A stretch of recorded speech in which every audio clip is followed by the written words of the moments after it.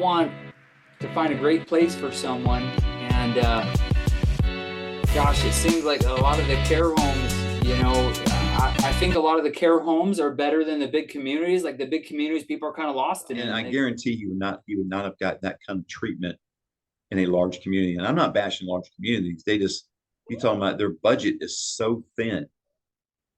You guys have to realize this, okay? If you've got 100 beds in a large community, they are not making money until they're not profitable until they get 90% occupied. When they're in the 80%, they are breaking even. They were below 80, they are losing money. I'm trying to present myself as an authority in the space using this ebook, bringing awareness to my name, what I do, by giving away, some free value and free information. The approach I would use, Jerome, do the ebook, do things that are, like I told Keith, that are in your heart to do, because I'm a firm believer in that. If you got the idea, you got it from somebody. Now, if you're a person of faith, maybe you say, hey, God gave me that idea.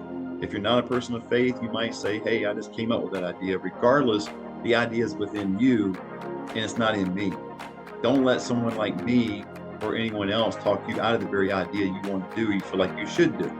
Because that's the intuition that we all should be led by. It's discernment who operate that way. But the way you're going to connect with people in this industry is, one, being empathetic. Number two is connecting with them to hear their story. The underlying thing in this whole industry is understanding people's stories. It's next steps. You hear those two words more often than anything in this industry. What the next step? Next step. Walk into any meeting in a community, which I know you probably can't, but if you were, you would hear those two terms said repeatedly. Next step, next step, next step. They're always concerned about the resident's next step, right? I think referral agents in general that I talk to try too hard, get discouraged too often, give up too quickly. When they face resistance, they pull back. They face resistance, it must not be working. They face resistance, let me try something different. It must be the way I'm speaking, must be the way I look, must be I don't have the connections. All these different excuses start to invade your personal space and get in your mind. You start believing it. Instead of believing the facts of how many seniors are moving every single month in your area and how can I get a piece of that pie. Man, I've got something that I've already got in my phone, in my notes, that I'm doing first thing tomorrow morning. Now, what I used to do, I don't do anymore. I used to go, okay, from 9 to 10, I'm doing this, 10 to 11, I'm doing that, 11 to 12, I'm doing this, etc. I don't do that anymore. I hit top 3 things that are very big, that are going to move the needle in my favor, in my business. If I accomplish those 3 things, I'm going to be successful for that day. Everybody loved the home, and then they all like me.